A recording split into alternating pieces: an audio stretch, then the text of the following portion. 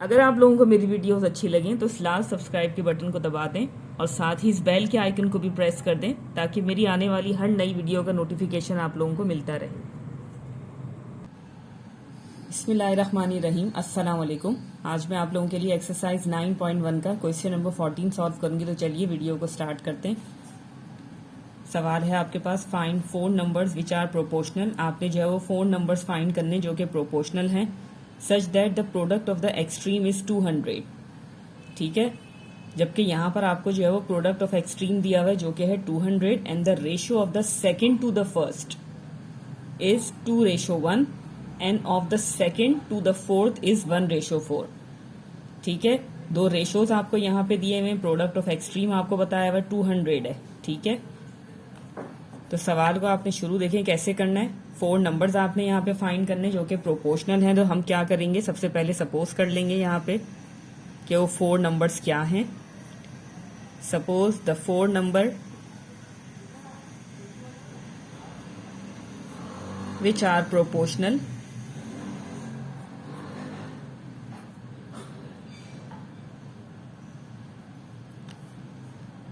Are A, B, C, D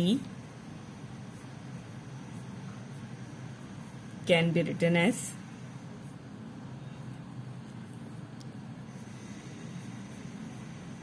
ठीक है, सवाल को बिल्कुल इसी तरीके से शुरू करना है जैसे मैंने आपको क्वेश्चन नंबर 13 सॉल्व करवाया था। ठीक है, शुरू आपने बिल्कुल इसी तरीके से करना है क्योंकि फर्स्ट यहाँ पे जो लाइन है आपके पास वो भी बिल्कुल वैसी ही है कि find 4 numbers which are proportional. तो आपने सबसे पहले इनको इस तरीके से प्रोपोर्शनल जो है वो प्रोपोर्शन में लिखना है। ठीक है, suppose the 4 numbers which are proportional, वो नंबर्स जो प्रोपोर्शनल है वो क्या है। सपोज कर लिया आपने ABCD और किस तरीके से आपको लिखना है उनको प्रोपोर्शन में। ठीक है, जैसे आपने यहाँ पे इसको प्रोपोर्शन में लिखा, such that the product of the extreme is 200। ठीक है, प्रोडक्ट ऑफ एक्सट्रीम आपको यहाँ पे दिया हुआ है 200। तो प्रोडक्ट ऑफ एक्सट्रीम आपके पास क्या हो जाएगा, ये। तो आपने क्या करना है, इस चीज को यहाँ पे लिखना है एज, इस कंडीशन को यूज करना है as the product of extreme is 200। So A and D आपके पास क्या हो जाएगा, 200। ठीक है, ये कंडीशन आपने यूज कर ली as the product of extremes is 200। So तो आप लिखेंगे कैसे, A इस तरीके से मल्टीप्लीकेशन इनके दरमियान शो करेंगे, D क्या हो जाएगा 200। इसे आप बना लेंगे यहाँ पे इक्वेशन नंबर 1। ठीक है, अब देखिए मजीद यहाँ पर आपको क्या दिया हुआ है, and the ratio of the second to the first is 2:1। ठीक है, तो अब वो आपने यहाँ पे कैसे लिखना है, as the ratio of second to the first is 2:1।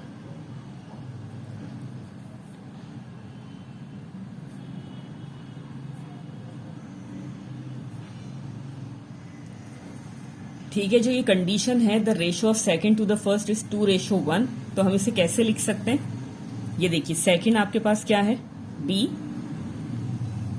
Second to the first क्या दिया हुआ है आपको, 2:1।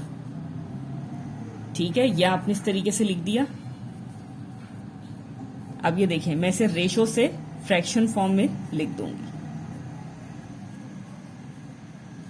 ठीक है, ऐसे लिखने से देखिए यहां पर क्या होगा। अब आप देखिए ये क्या करेंगे यहाँ पे, बाय क्रॉस मल्टीप्लीकेशन।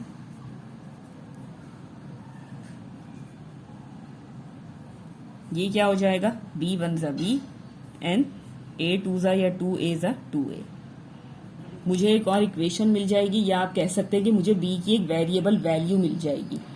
ठीक है, तो यहाँ पर देखें सबसे पहले हमें वेरिएबल वैल्यूज चाहिए होती हैं जिनकी मदद से हम सवाल को जो है वो आगे सॉल्व कर सकते हैं। ठीक है, तो यहाँ पे मुझे B की एक वेरिएबल वैल्यू मिल गई जो कि है 2A। तो मैं इसको जो है वो इक्वेशन नंबर 2 बना लूंगी।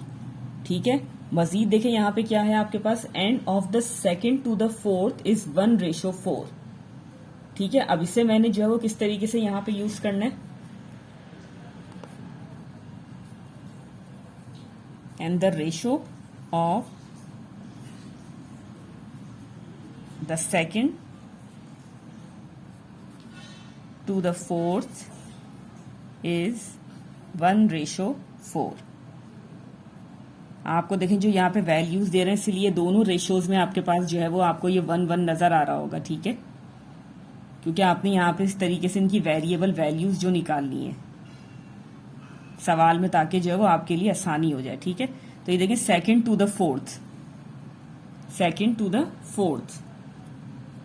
तो ये क्या हो जाएगा, B/D इज इक्वल टू 1:4, ठीक है। अब इसे भी मैं यहाँ पे जो है वो फ्रैक्शन में लिख लूंगी, तो किस तरीके से,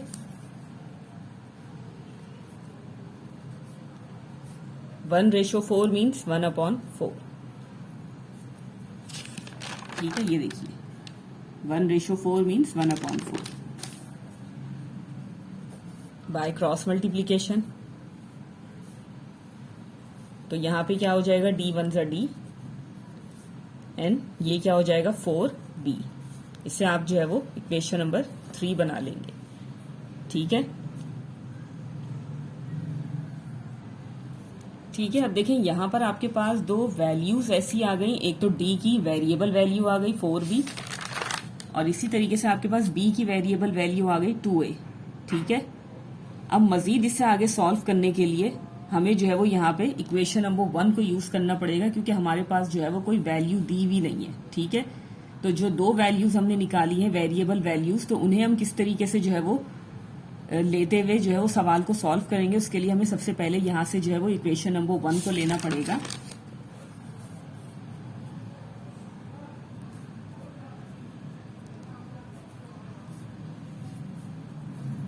ताकि हम वैल्यूज वहां से निकाल के मजीद उनको सब्सटीट्यूट करके सवाल को सॉल्व कर सकें, ठीक है। तो now taking equation number 1, equation number 1 है आपके पास AD इज इक्वल टू 200। अब देखें यहां से आपकी मर्जी है, आप चाहें तो वैल्यू A की निकाल लें या D की निकाल लें, ठीक है। मैं यहां से जो है वो D की वैल्यू एक निकाल लूंगी, जो कि हो जाएगी 200/A, ठीक है। मैं इसे इक्वेशन नंबर 4 बना लूंगी। देखिए यहां से मैंने जो है वो D की वैल्यू निकाल ली है। D की वैल्यू देखिए मैंने क्यों निकाली, क्योंकि मेरे पास ऑलरेडी यहां पर जो है इक्वेशन नंबर 3 में D की एक वैल्यू है, ठीक है। तो D की एक वैल्यू यहां पे मेरे पास ऑलरेडी मौजूद थी, इसीलिए मैंने इस इक्वेशन नंबर 1 में से D की वैल्यू निकाली है, ताकि मैं इजीली इन दोनों इक्वेशंस को कंपेयर कर सकूं, ठीक है।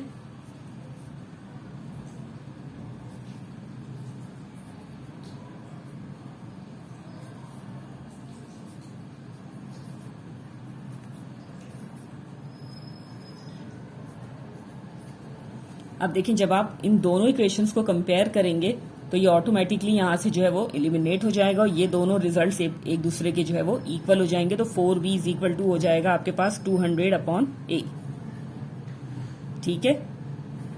अब देखिए यहाँ पर आपके पास B की एक वैल्यू आपको दी हुई है। देखिए राइट हैंड साइड पे आपके पास वेरिएबल मौजूद है A, ठीक है, और B की आपके पास एक वेरिएबल वैल्यू है जो कि है B is equal to 2A, ठीक है। तो मैं यहां पे इस वैल्यू को यूज करूंगी आगे सिंस करके, सिंस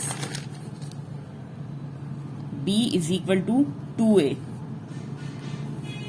तो यहां पर क्या हो जाएगा, इस 4 के साथ जो B अटैच है उसकी जगह मैं रख दूंगी 2A, ठीक है, इस तरीके से।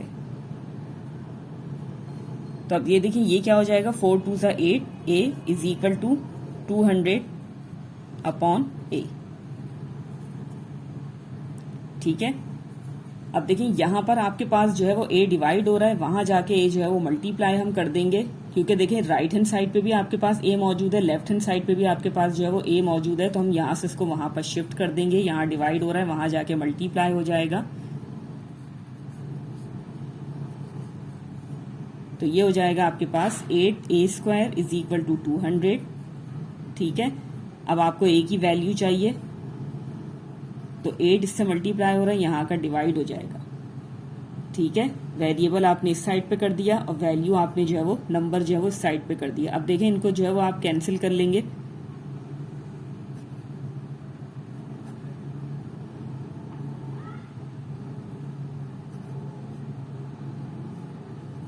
ठीक है। तो A² आपके पास आ रहा है 25,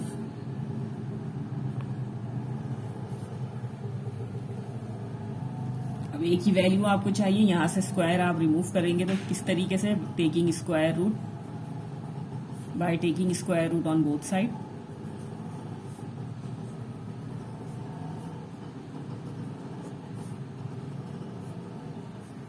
ठीक है, तो यहां पर आपके पास जो फर्स्ट प्रोपोर्शनल की वैल्यू आ गई वो है 5।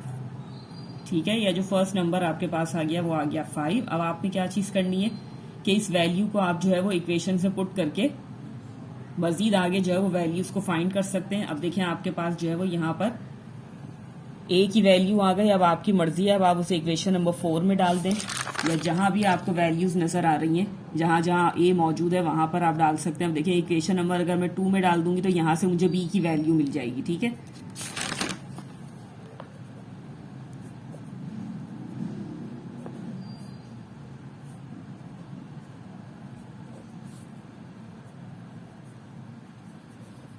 Now putting the value of a in equation number 2। तो इक्वेशन नंबर 2 है हमारे पास b is equal to 2a।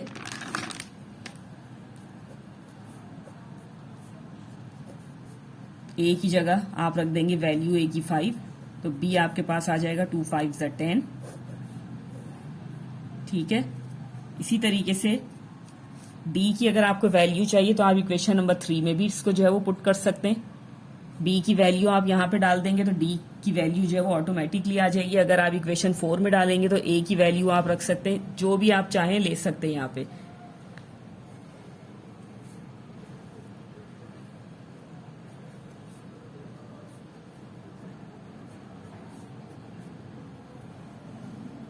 मैं इस b की वैल्यू को इक्वेशन नंबर 3 में पुट कर दूंगी। Now putting the value of b in equation number 3। तो इक्वेशन नंबर 3 है हमारे पास d is equal to 4b।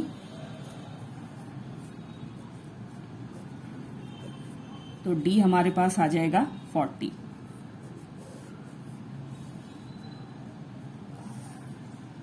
ठीक है, तो आपके पास a, b एंड d की वैल्यू आ गई। अब इसी तरीके से अगर आपने c की वैल्यू कैलकुलेट करनी है तो देखें, आप गौर से देख सकते हैं कि आपके पास जो यहाँ पे इक्वेशंस हैं, ठीक है, कहीं भी आपके पास जो है वो वेरिएबल c नहीं आ रहा।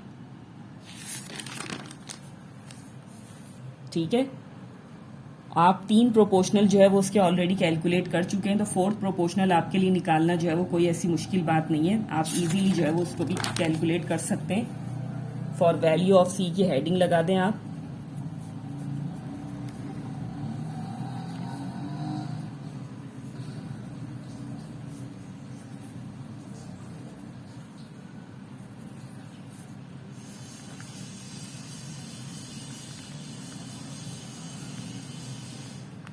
ठीक है, product of extreme is equal to product of means करके जो है वो आप हेडिंग यहाँ पे लगा दें फॉर वैल्यू ऑफ सी।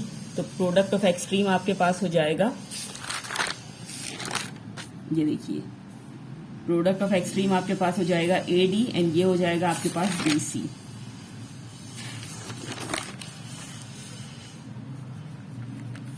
ठीक है, C की वैल्यू आपको चाहिए तो ये क्या हो जाएगा, AD upon B is equal to C।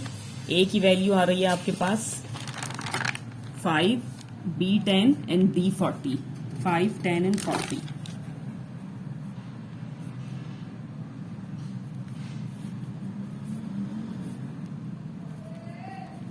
ठीक है, ये हो जाएगा 10 1 10, 10 4 40 एंड 5 4 क्या आ जाएगा 20 इज इक्वल टू C। तो C की वैल्यू आ गई आपके पास 20। ठीक है,